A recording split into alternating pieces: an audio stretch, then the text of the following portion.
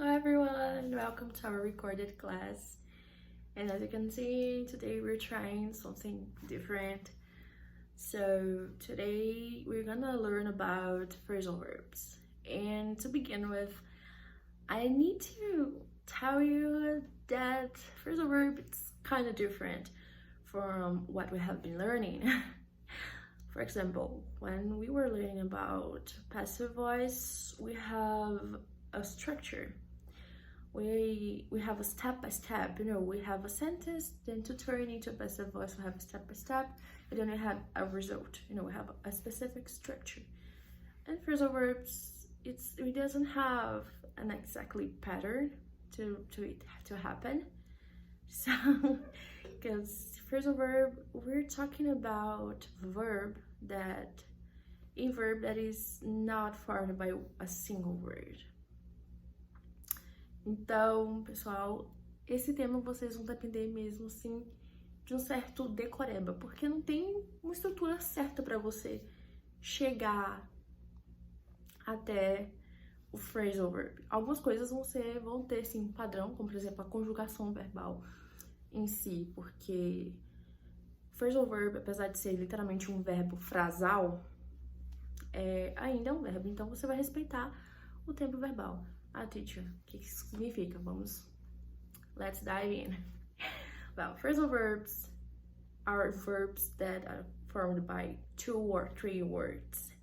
And you'll be like, what? Example, the verb work is a single word. And you say, I work here, eu trabalho aqui. I have been working as a teacher, eu tenho trabalhado como professora.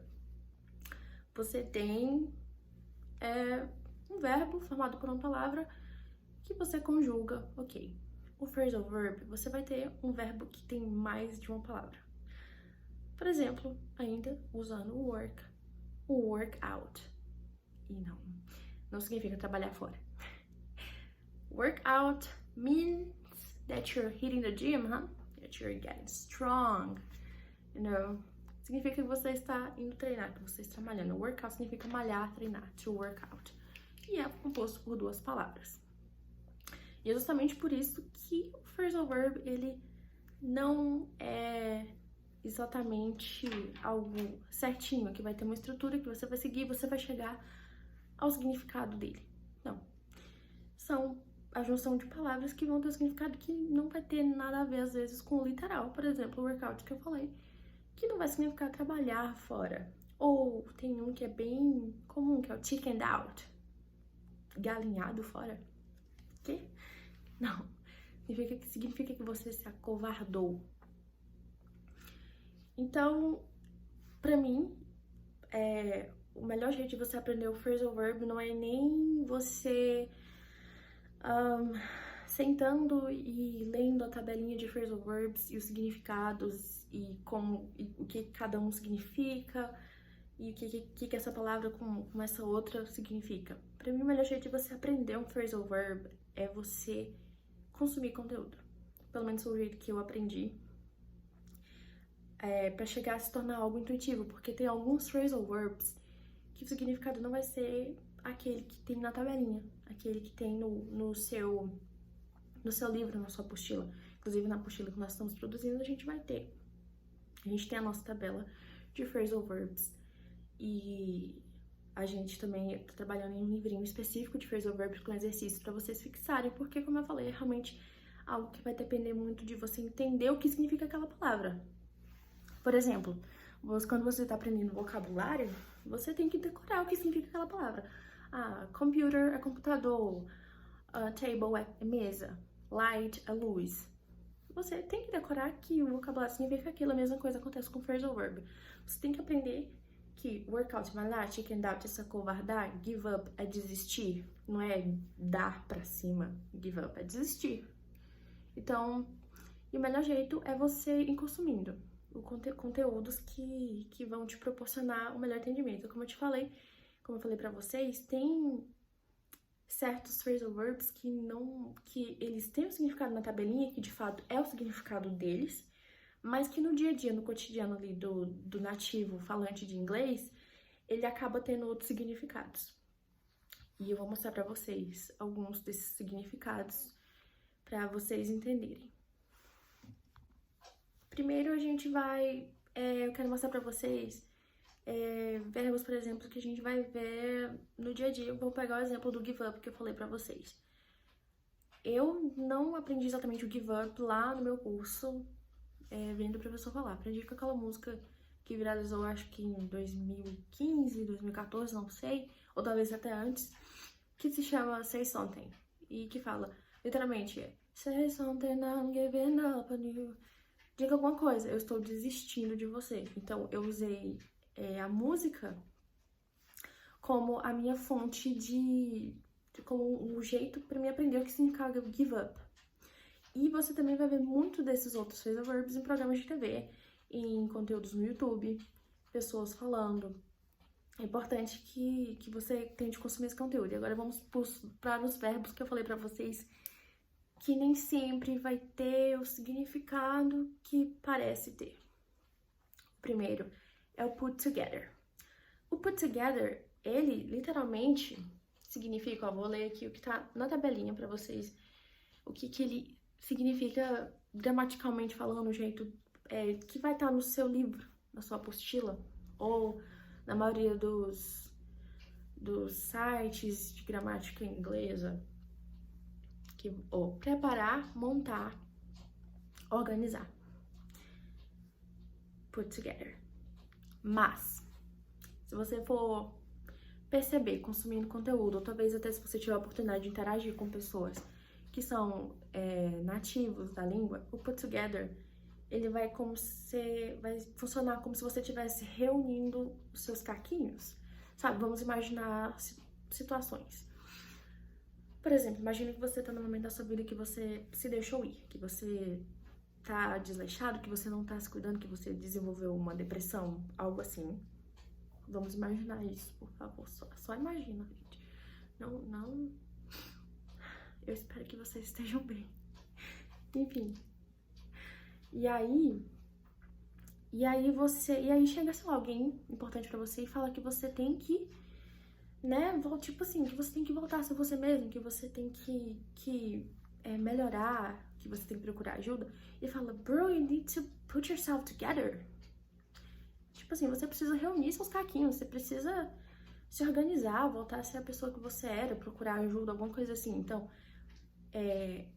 não tem uma tradução literal pra mim, porque é literalmente algo que eu vi ser usado várias vezes nesse sentido. Ou digamos que você começou a fazer uma rotina de exercícios, ter uma dieta e sei lá, você fala, wow, I feel a lot more put together. Eu me sinto muito mais saudável, eu me sinto muito mais que eu tô finalmente reunido, sabe? Que eu tô em harmonia. É como se você realmente tivesse se organizado, um dos significados, justamente. Organizar é como se você tivesse realmente se organizado em termos de estar mais saudável, de estar bem nesse sentido. Outro phrasal verb que não vai sempre significar o que tá na tabelinha é o turn. A gente sabe que o verbo em si, to turn, significa virar. E se você falar turn into, que também é phrasal verb, vai significar transformar-se. Agora, mas o turn on. O turn on é um phrasal verb que a gente vê com certa frequência, por exemplo, em botões de ligar de calculadoras, às vezes, ou televisão. Tem alguns produtos que, querendo ou não, a gente acaba consumindo a língua inglesa em produtos que a gente vê com frequência que tem o turn on, que significa ligar, começar. Literalmente, ó, turn on, ligar, abrir, acender. Turn on the light, ligar a luz, acender a luz. Ah, lembrando que você não fala que você vai turn on a vela não, viu? Você vai light up the candle, light the candle. Mas enfim, o turn on, ele também vai ter um significado diferente. Que é um significado bem comum que você vê, inclusive, nesses programas de TV, séries. Oh, você vai ouvir coisas assim, oh, that's a big turn on. Oh, I'm getting turned on. Um significado mais sexual. É como se você despertou interesse por aquela pessoa, ou você tá tipo, te excitando. E E é bem comum. Aí imagina, você tá na sua cabeça que significa ligar, ligar, ligar, e a pessoa fala que tá ficando turned on, e você fica... Ué, o cara tá falando disso e ela tá ficando ligada, ligada em quê? Tipo assim, porque quando a pessoa tá ligada aqui no Brasil, significa que ela tá compreendendo. E aí, sei lá, digamos que tem uma cena que tem o par romântico, e o par romântico tá falando alguma coisa mais erótica, alguma coisa assim pra personagem, ou alguma coisa que ela considera atraente, ela fala que tá turned on. E você fica, quê? Então, porque o turn on, ele também vai ter esse significado. E, bom, a gente tá nesse período pré-férias e eu quis trazer algo diferente pra vocês e eu gostaria muito que vocês dessem um feedback. Eu não vou ficar falando tanto aqui, porque eu quis trazer esses exemplos que eu lembrei que são, de fato, verbos que podem ter um significado diferente, phrasal verbs, no caso, que podem ter um significado diferente, além do que ele já é diferente por si só, phrasal verb, porque ele não segue a lógica, mas ainda tem essas coisas por causa da questão de cultura, slang language. E eu queria muito receber um feedback, e eu tô meio falando as coisas assim, né? Mas eu gostaria muito de receber um feedback de vocês sobre essa aula. Eu quis fazer ela também assim, nesse formato, sem o slide, aquela coisa, porque também é um pré-férias, né? Um pré-recesso. E pra vocês terem uma aula mais light.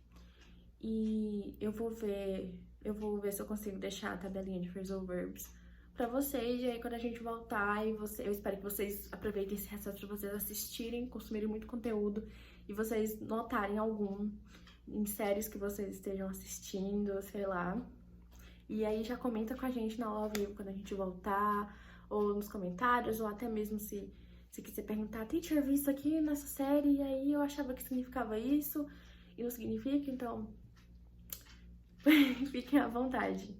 E essa foi a aula de hoje. Beijo, gente.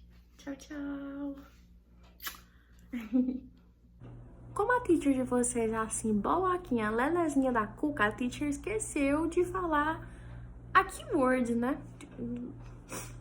Então, a keyword de hoje vai ser o que, gente? A keyword de hoje vai ser workout. Vai ser workout. Por que não? Por que não phrasal verb?